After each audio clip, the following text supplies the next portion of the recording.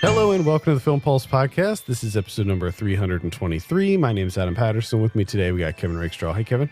Hey, what's up? Not a whole lot. This week on the show, we'll be reviewing Joe Berlinger's Extremely Wicked, Shockingly Evil, and Vile. We'll also be talking about something we're watching on the watch list, including my rundown of the Tribeca Film Festival. And we'll be going over this week's new releases in theaters, VOD, and Blu-ray. Thank you so much for joining us this week. Remember, you can help support Film Pulse by becoming a patron at patreon.com/filmpulse for just $1 a month. And please consider reviewing us on iTunes as well. That would be extremely helpful. Just one bit of housekeeping. No Ryan watches a movie this week, but hopefully he'll be back next week. He's working on some stuff. I think he's getting new carpet.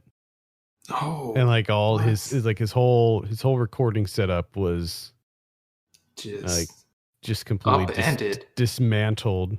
Oh boy.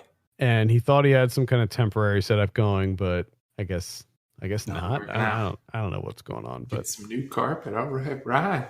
Yeah, hopefully we'll be able to get something recorded this week so that we can publish it next week. So stay tuned for that. With that, I think we can jump into our review. Extremely Wicked, Shockingly Evil, and Vile.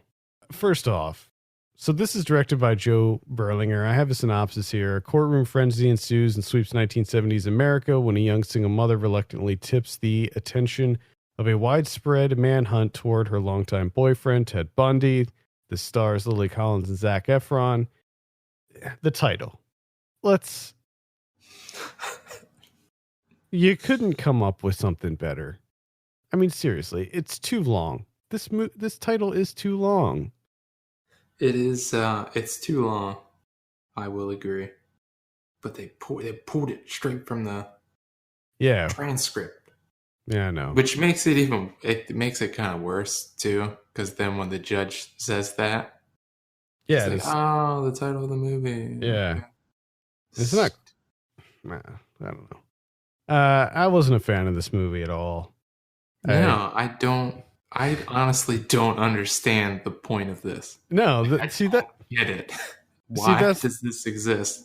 That was my question throughout the whole thing. Why does it exist? I think it was last year or maybe earlier this year? I think it was last year when the Ted Bundy tapes came out. Yeah, what's this all about? What's this new fascination with Ted Bundy?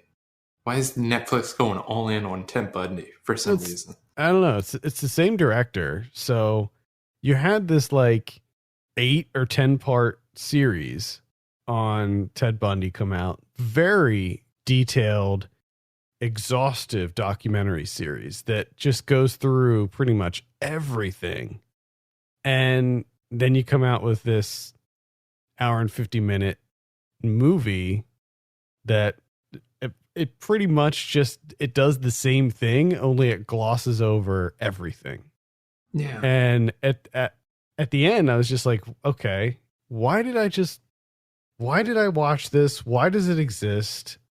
It's so pointless. Like, I guess maybe they were trying to show more of Ted Bundy as a person and just how cunning and charismatic he was. But do you have to? Right. I don't know. Need this? And it would be one thing if, sure, we don't need it, but it would be one thing if it was entertaining, like if it was something that I could watch and be entertained by, or feel like I learned something from it, like a glimpse inside the mind of Ted Bundy. Or one of the things that they try to do, I think, in this movie is show a lot of Lily Collins' character, or his girlfriend. Which is kind of what I was getting from the early stages of this movie. Early on, where it seems like we're kind of positioning Ted Bundy from the perspective of Lily Collins' character, Liz, that she plays. And it's like, okay, so we're kind of seeing this guy as she's seeing him, where we don't try not to know anything about Ted Bundy, the crimes he committed. They never show any of the crimes, thank God. And you're just seeing him as she saw him, where, he's just this nice guy. Which makes sense for a while, but then, like, large chunks of this movie, she just disappears. She's not in it anymore. Right. And it's just him, like, escaping from jail and stuff. Yeah, so after he gets arrested the first time and escapes, well, I guess he gets arrested, then he's, like, out on bail, and then he ends up going back, and then that's when he escapes. When he sort of flees to Florida, that's when the shift sort of happens, and we just spend most of our time with him. It cuts back to her periodically, but it's all just her getting drunk on the couch watching the news. Yeah. Which is, I don't know. Like, to me, that felt somewhat disrespectful, even though, okay, maybe that's what she did do with most of her time. But at the same time, it was like a little clip of just her being extremely despondent, pouring herself a drink, and she's sitting on a couch. Like, her daughter's not even around anymore. Like, I don't even know what. Yeah, did she have custody of her daughter at that point? I don't know. Yeah, the daughter disappears. Like, all she has custody of is like 6 bottles of vodka and a little tumbler glass, and that's all she does all the time. It'd be interesting if they kept the focus solely on her through the whole thing. Like, they never followed Ted at all and just kept it focused on her. I think that would have been better. Yeah, and I thought for a moment that that's kind of what it was going to be, because you're just kind of seeing, like, when he gets picked up for, like, running 2 stop signs, like, they never show any of the crimes that he commits. Right. They don't really discuss the crimes that much either. You're kind of left in the dark, like, as you would be if you were her. A lot of the stuff they can't talk about. So you're just kind of getting bits and pieces here until later on, when it becomes kind of this national news story, and there's cameras in the in the courtroom and everything, and it kind of becomes this circus. That's kind of what I thought it was. And then, that happens, and I'm like, okay, we're going to be focusing more, I guess, on how this was like the first first televised trial, and like how that was a whole thing. But even that didn't really feel like an exploration at all. Like, nothing felt explored at all. Like, it was just bullet points, glossing over a ton of stuff. I honestly believe that the only reason this exists is because someone was like, wow, Zac Efron, he looks a lot like Ted Bundy. Like, we could make that movie. And then someone was like, yeah, well, let's do it, I guess. Yeah. In fact, it's funny because one of my notes here is just bullet points, because that's exactly what this movie is. It's just segmented bullet points of his crimes and the subsequent trial and the craziness. And I mean, to be fair, it's a fascinating story, but I think if you watch the documentary series, you would gain so much more from that than this movie. Yeah, and it's a good documentary series, and it just came out either last year or earlier this year. But yeah, I think that was right on the threshold there of the 2018, 2019, because I knew it wasn't that long ago. Yeah. Because I remember thinking, like, why is there so much Ted Bundy stuff? Why is this happening? Yeah. It's the year of the serial killer. Is it not offensive to the 30 plus victims to be like, hey, we got Zac Efron to play Ted Bundy? Like, what the fuck? We don't need that. Which, by the way, I think he did fine in that role. Like, yeah, I don't know why. Like, people are still on the fence about Zac Efron for some reason. They're not sure if he's a good actor or not. But so, like, to me, this was a good role for him, but it wasn't like like I already thought he was a good actor, you know. So this wasn't like a breakout. No. And I don't think it can be a breakout for him because let's be honest, the writing in this is extremely basic. Yeah. Like not only is it bullet points, but I mean this is dumbed down big time. Oh, majorly. It's just like it's all the cliched things like I don't know what I would do if you left me. Yeah, I also like I looked through some of the letterboxd reviews on this, and it seems a little mixed, but mostly negative. But one of the couple of the reviews mentioned the music and the music selection being good, and I completely disagree. I thought that the music selection was very poor, mostly because every song pick is so on the nose, and that really bothers me in movies when they choose a song because like one specific lyric of the song relates to what's happening in the scene. That bothers me, and that happens pretty frequently throughout this movie. Yeah, to play, semi hits from the time. Like you just imagine yourself being, somewhat related in some way to like one of these victims. And this is what's happening in 2019. Like, would you think that back in the 70s or 80s that they're going to get fucking Zac Efron to play this dude and they're going to play fucking hits? Yeah, I mean, especially because not all of his victims were killed either. There were survivors, and I think that releasing something like this would certainly, dredge up this horrible trauma that these people went through. For what? What is like? There's no exploration whatsoever. Nothing.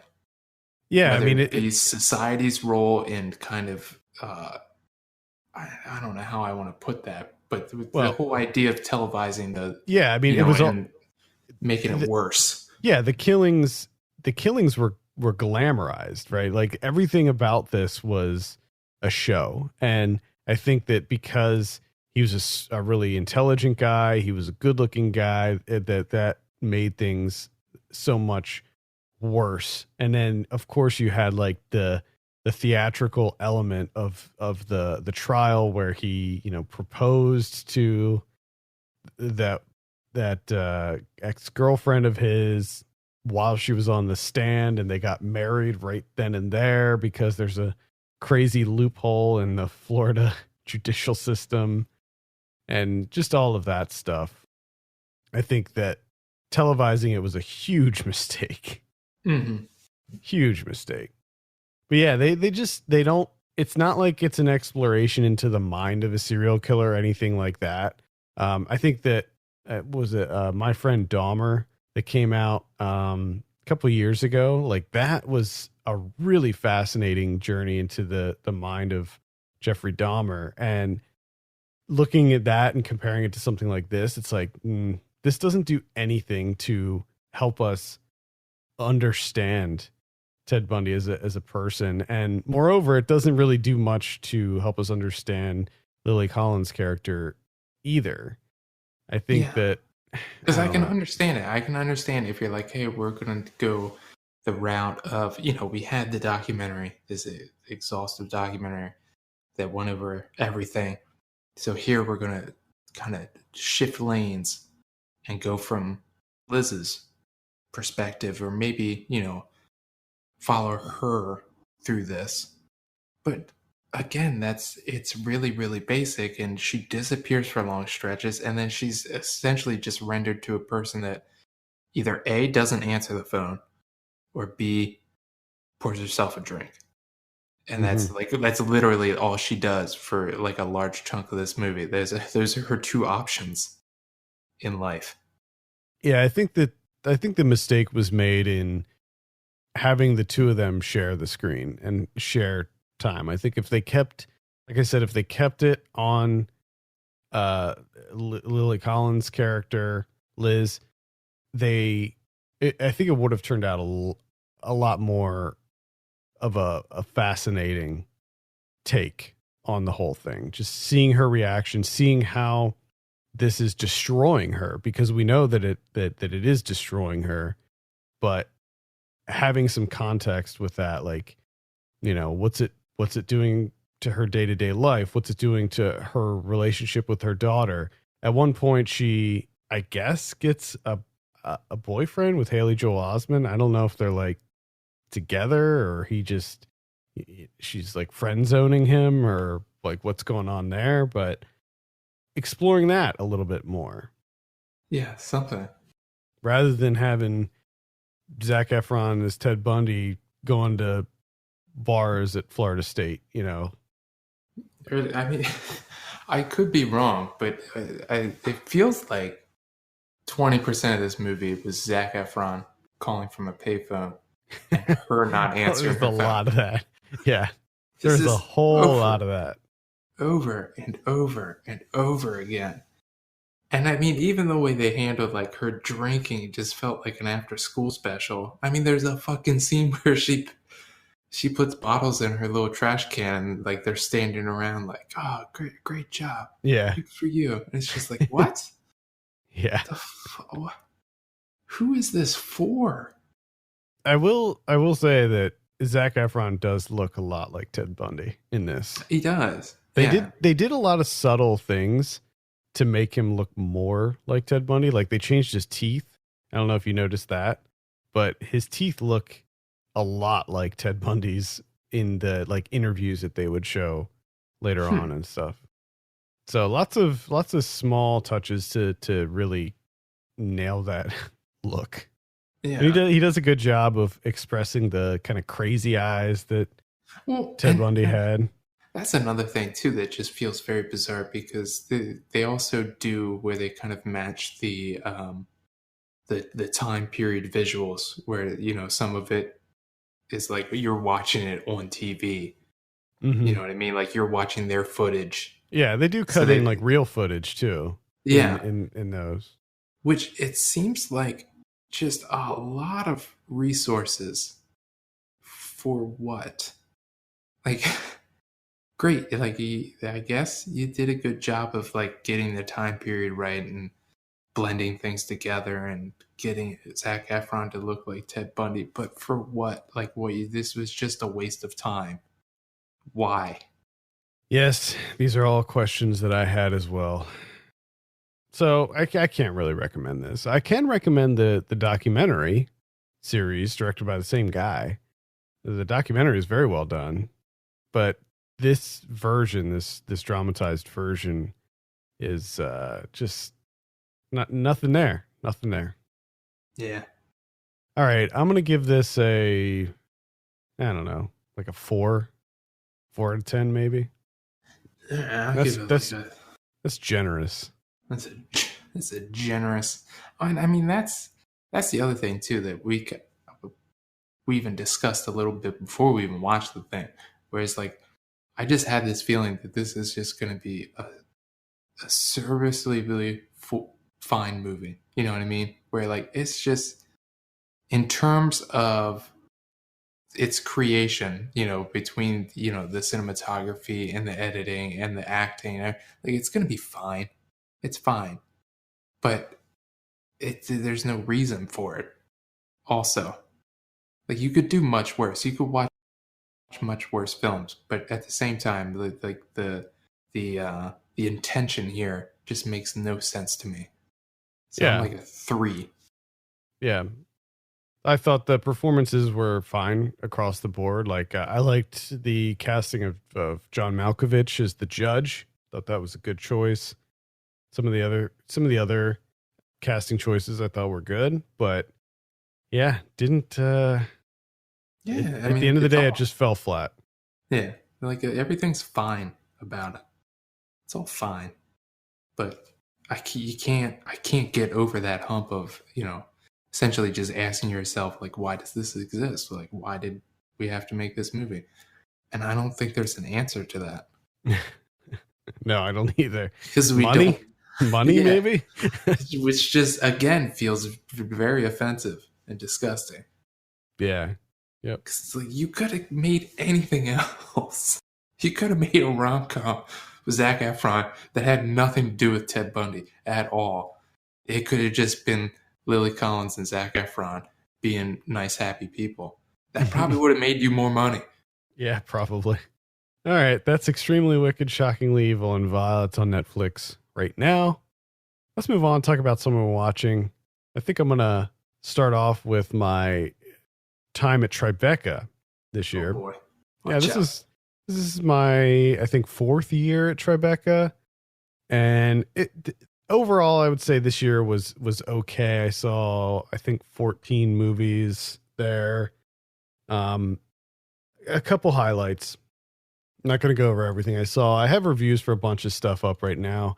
My favorite movie, I'm not going to bury the lead here. I'm just going to start with my number one, was Blow the Man Down by Bridget Savage Cole and Danielle Cruddy or Cruddy. Okay. This is one that you should definitely keep an eye on. It is a very dark comedy about these two sisters who live in this small New England town in Maine, and their mother dies. So after they bury their mother, like, a series of events happen where this guy ends up being killed. One of the sisters ends up killing this guy in self-defense. And they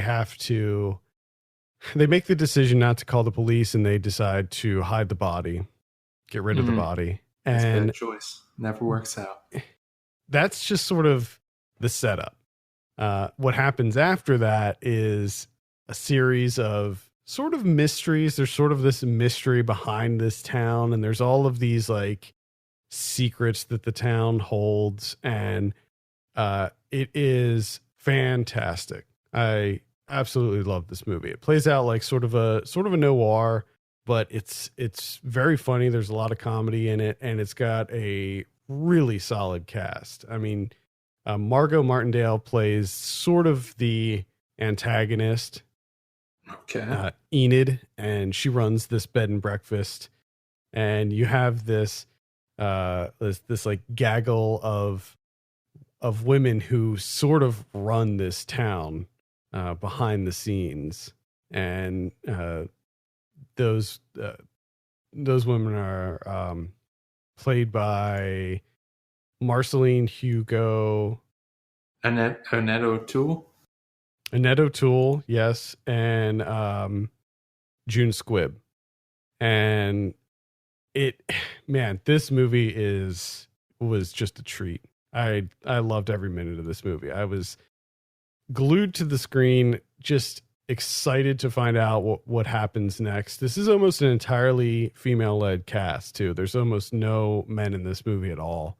And the way that they do, like, the movie starts with this like sea shanty song, and in between the acts they play more of these like sea shanties because it's like a fishing town, but it's like these women who are essentially running the whole town. Just a really great time. So I highly recommend keeping an eye on Blow the Man Down. Okay. I think you'll it sounds good. Yeah, I think you'll really like that one.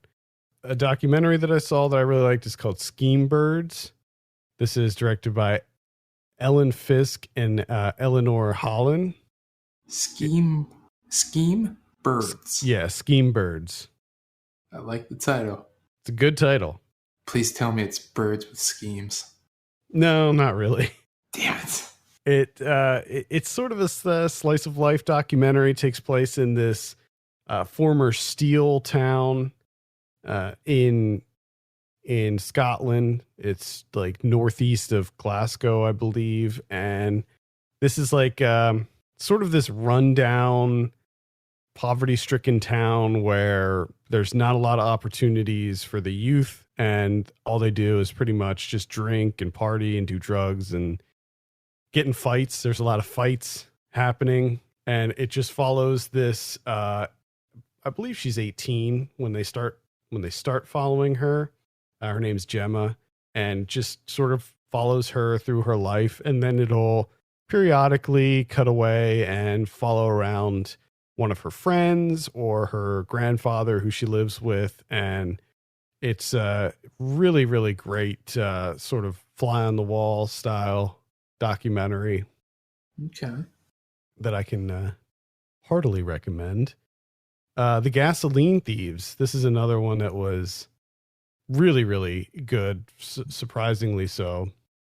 Directed by Edgar Nito. This is a Mexican film that it's a coming of age story, but it is the framing around this is the problem of gasoline stealing in Mexico. So the fuel prices, so there's like a fuel shortage in Mexico and prices are on the rise. So there's way more demand than there is supply. So what's happening is cartels are moving their focus from the drug trade to the gasoline trade. So they're breaking into fuel companies' property and they're putting in illegal taps into their gas lines and they're stealing gas and selling it on the black market. And the film is about this 14-year-old kid who he has a crush on this girl and he wants to buy her a phone, and the phone is pretty expensive. So he ends up getting a job at doing this, being a gas thief, and the horrible dangers that come along with it. I can imagine. Yeah, it's a very, very dangerous job, not just from the perspective of anything could catch on fire at any time because you're like busting into these pipes, but also the fact that these operations are run by cartels who have no qualms about killing a child. Yeah. So it's really good. It's beautifully photographed, but it is very sad. It's a very tragic story, but it is certainly one I can recommend. Again, that's The Gasoline Thieves. Okay. Another one that I saw is called Crown Vic. This is directed by Joel Souza, and it takes place over the course of one night, and it follows two LAPD officers on just going about their shift. They're just going on their shift. And the movie starts at the beginning of their shift, ends at the end of their shift. And one of the guys, played by Thomas Jane, is sort of this veteran. He's been on the force for 25 years, and he's taking on a new recruit played by Luke Kleintank. And it's like he's like a rookie. He's only been at it for a very short time, and he just got transferred to their precinct. It was his first night, and the movie just there's a couple like through lines that are happening, but for the most part, it's sort of done in this like procedural way where we spend some time with them just driving around patrolling. Then they'll get a call. They'll do that call. Back in the car, same thing. I really liked how this was structured. The sort of through lines, there's like maybe 2 or 3 that were happening, and those were pretty interesting, but I liked the sort of just going to random calls aspect of it, where a lot of the movie is just them driving around, not doing anything, just chatting, getting to know each other. And then they'll get a call for like a car fire, and they'll go and they'll check out this car fire and report on it. And it doesn't really have anything to do with the plot as a whole. Yeah. But it's just a day in the life. And in that way, the movie feels very real, feels very gritty and realistic. And I quite liked it. Okay. Yeah. Crown Vic. Those are the ones that I'll mainly get into detail on. I think I have reviews for all of those up on the site now. Another one that I would keep an eye out on is Goldie. I think you'll like that one, Kevin. It's about a teenager who she's down on her luck. Her mom gets taken away, and her mom gets arrested, and her and her sisters flee from children and youth services, and they're sort of homeless, and they have to try to figure out what they're going to do. And she has dreams of becoming a music video dancer. So that's like what she wants to do. And so she's trying to save up and get as much money as she can to buy this yellow fur coat and be in this music video. And that's going to like pull her and her sisters out of this slump that they're in. That's quite good. It does. There's a lot of creative flourishes in this. Like periodically throughout the movie, they'll like animate over top of what's happening, which is kind of interesting. Like sort of drawing, like hand drawn, like outlines and stuff. I don't know how to properly describe it, but it looks really cool.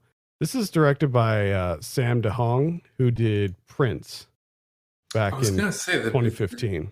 The name sounds familiar. Yeah. And I really liked Prince a lot. And I really like Goldie a lot too. Goldie takes place in New York. Prince, on the other hand, is like, that's like Norwegian or something. Yeah, I think it was the Netherlands. Yeah. Yeah.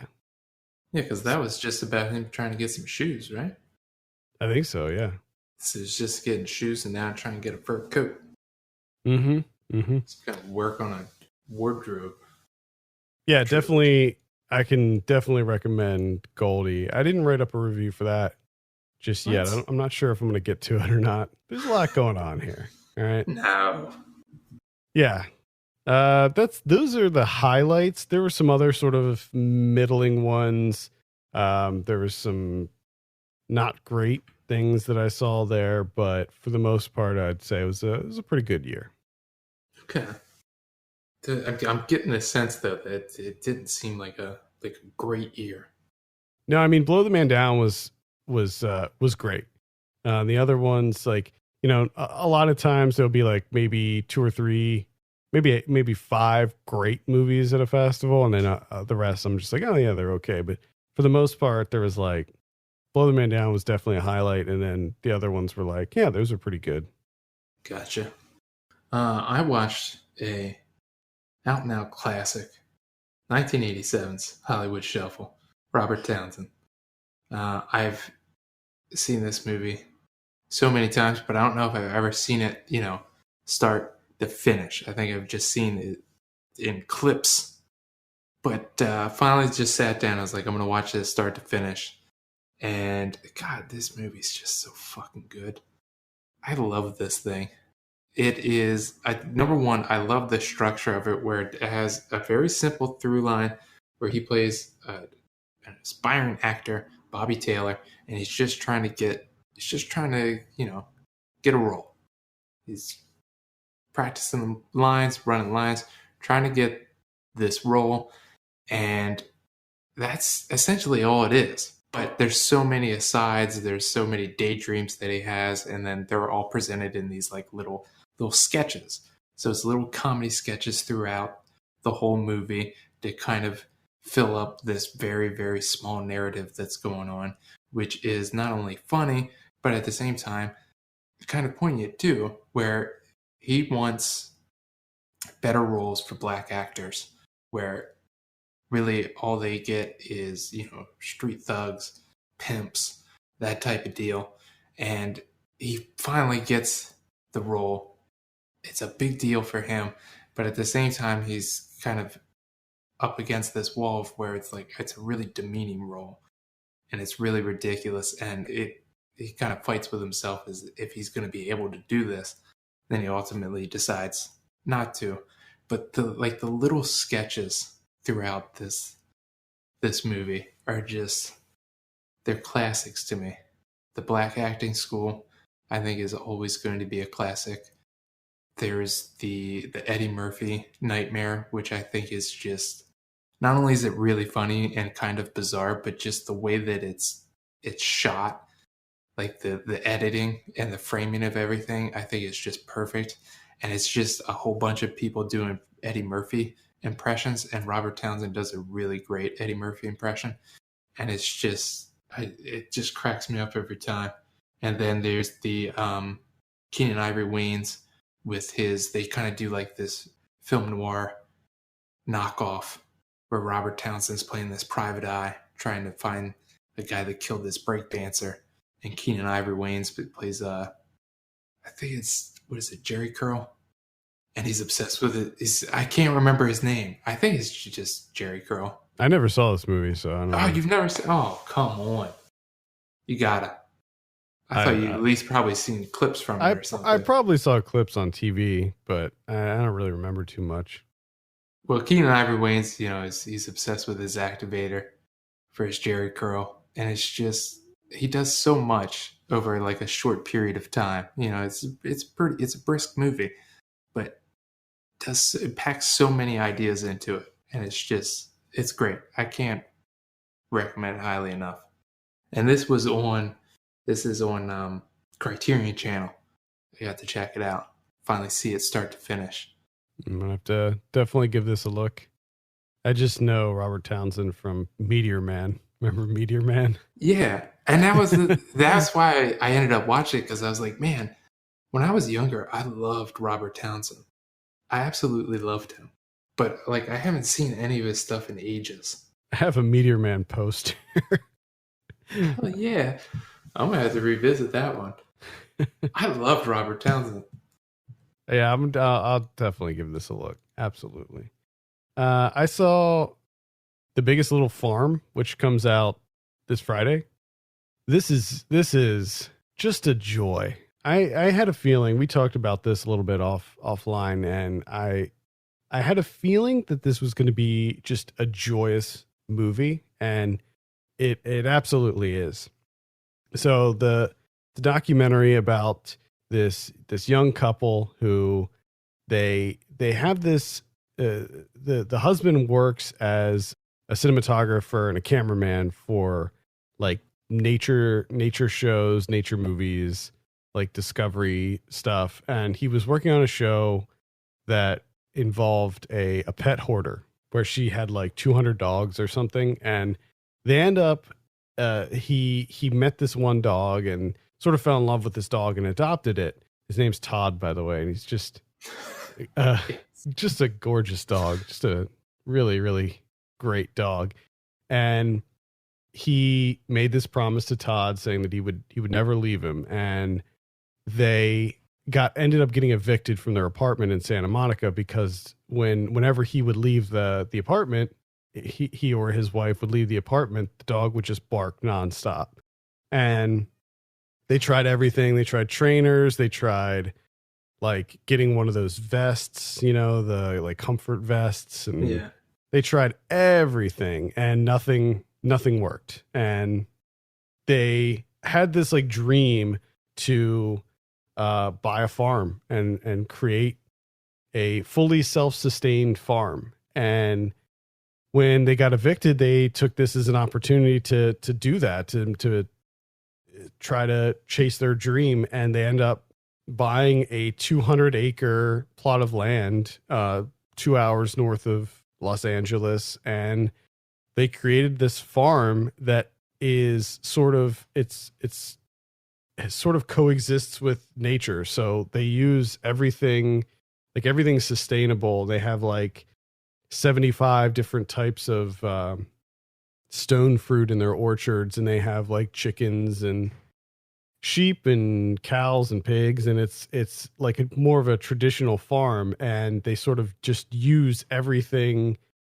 in a way that it all coexists. And they turned this plot of land that had like dead soil, dead everything, and they completely transformed it into this like beautiful, lush farm. And it wasn't, there was like, I'd say like 90% of the movie is horrible shit happening to them just nonstop. But at the same time, like they persevere, like they push through it. Like they had this coyote problem where coyotes were breaking in and killing chickens, like hundreds of chickens were being killed just over and over and over again. And they just couldn't figure out how to stop the coyotes. And then they realized, instead of trying to stop the coyotes, let's try to work with the coyotes and have the coyotes focus on, because they had a gopher problem too. So they're like, okay, well, let's see if we can get the coyotes to go after the gophers instead of the chickens. So the whole movie is just them having these disastrous things happen and then coming up with creative ways to solve them. And what they end up with is this like insane like circle of life ecosystem that it all like everything works together. And it's just first of all, it's absolutely stunning. The cinematography in this, it feels more like a nature documentary than it does like a vlog of sorts, which is sort of what it is. Okay. But because of this guy's background as a nature photographer, like he knows how to shoot nature, and it looks really, really incredible. There's a lot of really great drone shots. He uses like slow motion, time lapse. There's a lot of really great cinematography in this, and I would say if you can see it in the theater, if that's an option, I would highly recommend that. But yeah, I really loved it. I thought it was great. I can see why some people may look at it, and I have a review for this dropping probably right around when this episode drops. And in it, I sort of talk about how I could see why people might look at this as sort of an ad. Like it's sort of a commercial for this farm in a lot of ways, because this is a working farm, and like you can buy stuff from this farm. You can go take tours, and the people who made the documentary are the owners of the farm. So in some ways, certainly there's some bias in there, but I was so easily able to just disregard that and just sort of be enthralled by this story. And the husband and wife, they're very likable characters, and you just want them to succeed. And you get attached to the animals too, and it's just a really great documentary. And I think I watched it right after Extremely Wicked, etc. So it was like the perfect palate cleanser. It came in at just the right time, and yeah, it's wonderful. So Biggest Little Farm, highly recommend it. Yeah. I have the one that I don't know whether I recommend it or if I don't, but I also know that it doesn't matter at all because I think everyone else has already seen it, and that's Burning, which I remember you being kind of not quite getting all the fuss. Yeah, a little bit. And I understand why you feel that way. I get it. This is on Netflix now. You can watch it on Netflix if you're one of the people that haven't seen it yet. But I feel like I'm way late to the party. And also, I'm like you. It's beautiful in a lot of spots, especially a lot of stuff like out in the country, like when a lot of the filming like at dusk. Look, it looks incredible. It looks beautiful. But the actual story here, to me, it just tipped its hand like super early and knew exactly what was happening. Yeah. And it didn't really feel like it went anywhere. I don't know. I'm glad you agree with me. I'm glad that you're the one person who agrees with me on this. It's not like I didn't. I'll reiterate. It's not like I didn't like the movie. I just didn't think that it was the greatest thing. Like I felt like it was a little bit overhyped. Yeah. I mean, and I do wonder if this was a movie that no one really talked about, and I saw it, how would I feel about it? You know what I mean? Like, what kind of impact did that have? Where, for a while there, it was like everybody fucking talking about Burning. Gotta see Burning. It's incredible. Oh my God. Burning.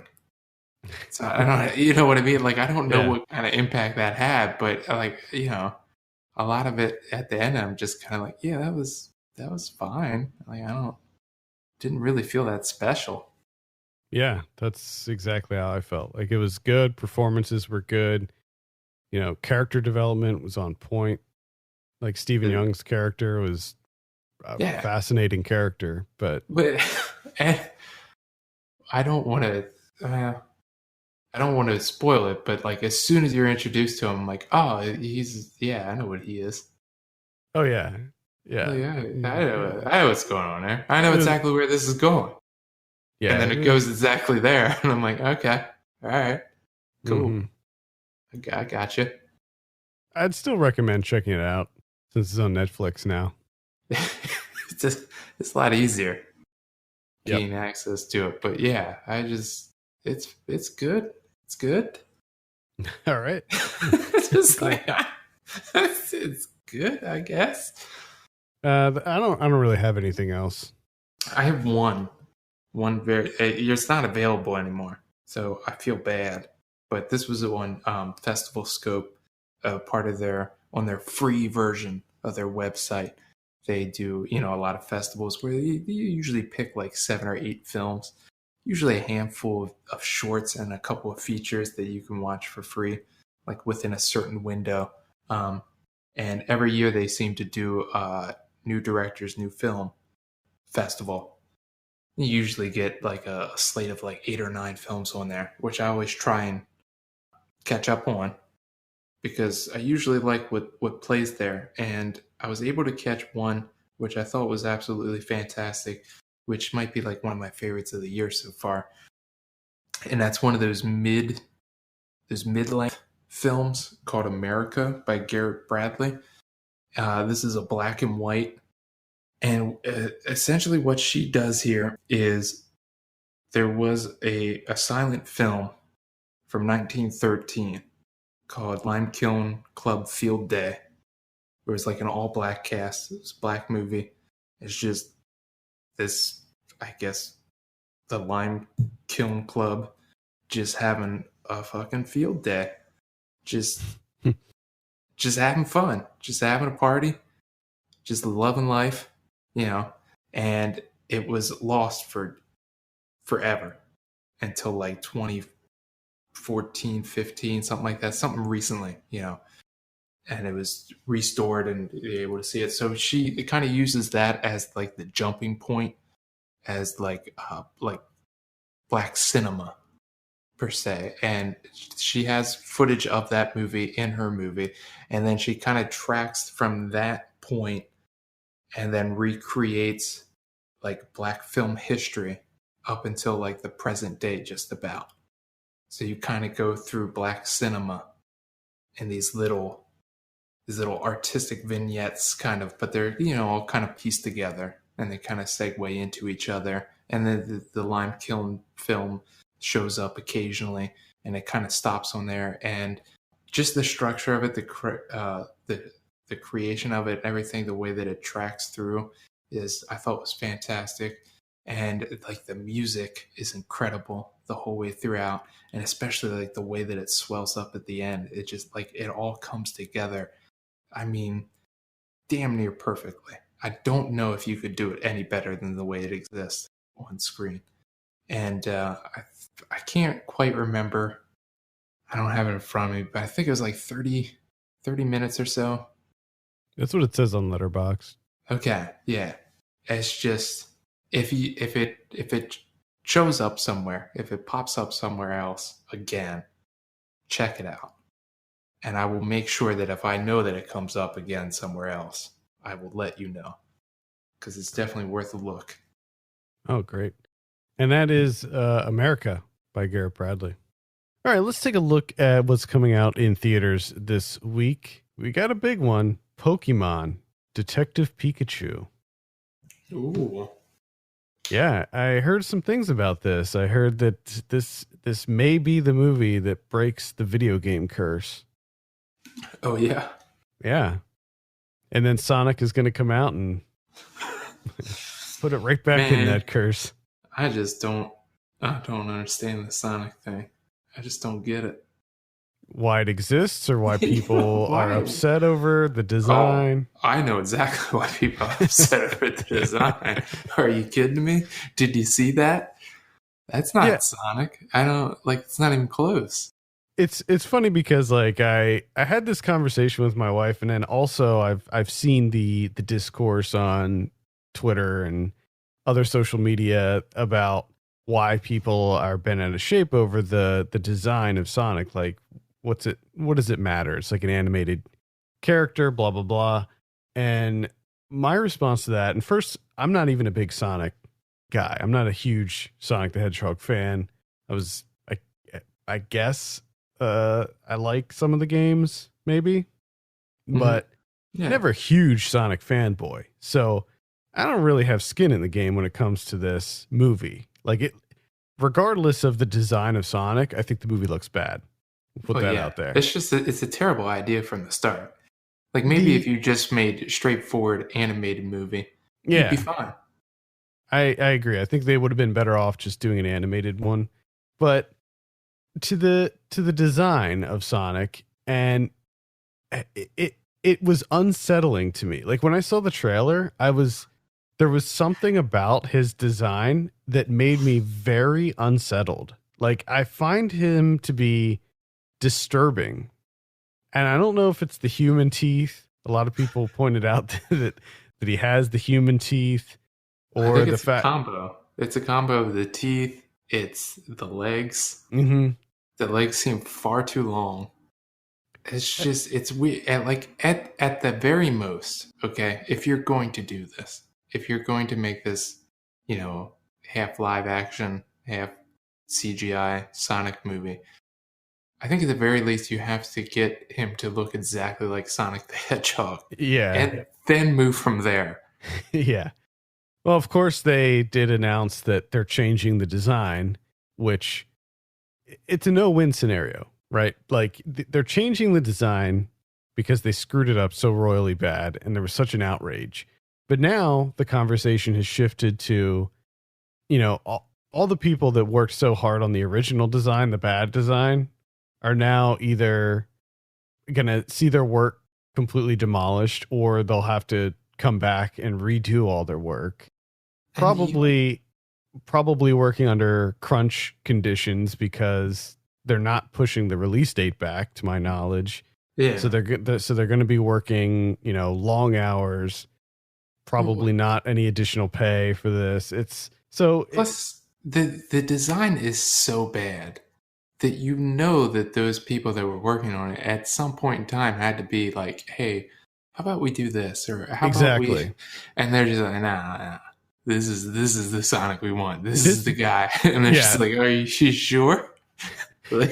When you look at this Sonic, that was a boardroom decision. Like there's no way any true fan of Sonic the Hedgehog, or even anyone who's remotely familiar with the character, would sign off on that design. Yeah, I mean, I haven't even played a Sonic game maybe since... God, I don't even know. It's been ages since I've played Sonic. But even like immediately when I saw him, I'm just like, that's not Sonic. I don't know who that is, but... It's not my Sonic. It's not the Sonic I know. Yeah, I just... either way, even with the redesign, I don't think it works. I saw like the mock-up of what the redesign looks like, and it looks a lot better. But, I mean, we still have to see it in action, and I don't think it's going to save the movie or anything. We don't have to see it in action, because I'm not going to. Oh, no, I mean, I meant like a new trailer. Like, I don't mean as far as like me going to the theater to see this movie, because I absolutely will not.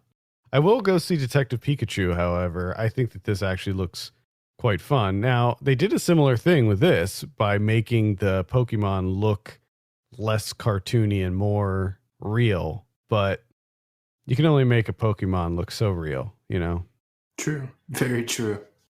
I heard good things, so I'll be giving it a look. It looks like a good time. We also have The Hustle coming out. This is the one that's with Anne Hathaway and Rebel Wilson, sort of a Dirty Rotten Scoundrels reboot of sorts. Okay. Yeah, it doesn't look... I remember this one now. Yeah, it doesn't look great. We have Palms coming out. This is about a bunch of older women who become cheerleaders with like Diane Keaton and Jackie Weaver and Pam Grier. They break her out. load her up into the van in her wheelchair. Yeah. There you go. Yeah, no. We have The Biggest Little Farm. We have Pasolini. We have Tolkien coming out. That's the biopic about J.R.R. Tolkien. That's a hard pass for me on that one. The Professor and the Madman. That movie looks insane. I don't get it. That's the one about the dictionary, right? I think so, yes. Yeah. With Mel Gibson and Sean Penn. Are you serious? Oh my God, that's nuts. Yeah, it's about the Oxford Dictionary. Are you fucking kidding me? Let's see what else we have here. All Is True. We have General Magic, which is a documentary about the company General Magic. Those sort of they were like the people who made the iPhone, essentially. Like they came up with the idea for an iPhone like device like way before Apple. I was hoping that it was going to be a magic movie. No, but just focused on like general magic. just nothing fancy. You run of the mill magic. Like the type of magic that you get in like the magic kits for kids. Just sleight of hand. But like really basic sleight of hand too. All right. We have Charlie Says coming out. That's the one directed by Mary Harron. Okay. Yeah. It's another Charles Manson movie. One of at least 3 coming out this year. And I can't really recommend this.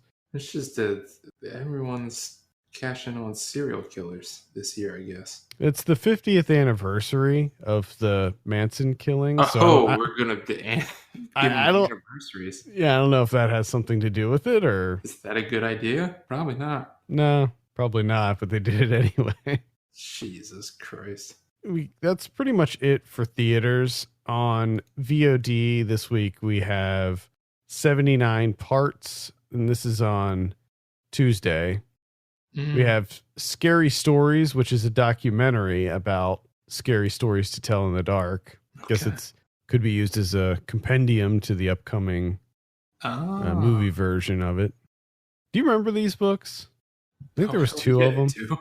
Oh yeah. I never understood these books. I read them every chance I could get. I don't think I ever owned one of them, but I would always try to get my hands on one because we had them at school. And I, to this day, can never quite understand how these were marketed towards children because they are horrific. These books are horrific, but they're great. I might give the documentary a look. I don't know if I have time. Just to catch some footage of like the Scholastic Book Fair or something. Yeah, I mean, the documentary is sort of all about how controversial the books were. So, we have Room for Rent. That's a horror movie. And then on Friday, we have Wine Country. This is on Netflix. This is the one with Amy Poehler and... Okay, Maya Rudolph and all that? Yeah. Okay. The whole gang. The whole gang back together in Wine Country. Rachel Dratch, Tina Fey, Anna Gasteyer. Oh man, nice. Yeah, I'll give that a look. Hell yeah, I'm watching that. Yeah, maybe we'll review it next week. Who knows? We might. That's pretty much it for VOD. On Blu-ray this week, we have some 4K releases, including Black Hawk Down, Hannibal, Hellboy 2, Lego Movie 2, Backdraft, Forrest Gump. The Lego Movie 2 is also coming out on regular Blu-ray. I didn't see that in theaters. Me either. And I loved the first one. Same here. Yeah, same here. I have no doubt that I'll love the second one, but for some reason it just eluded me. I think it came out at like kind of a weird time.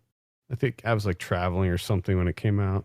The Prodigy is coming out. That's the horror movie from earlier this year. That's pretty much it. There's not a whole lot coming out on Blu-ray this week. Just a lot of re-releases of previous movies.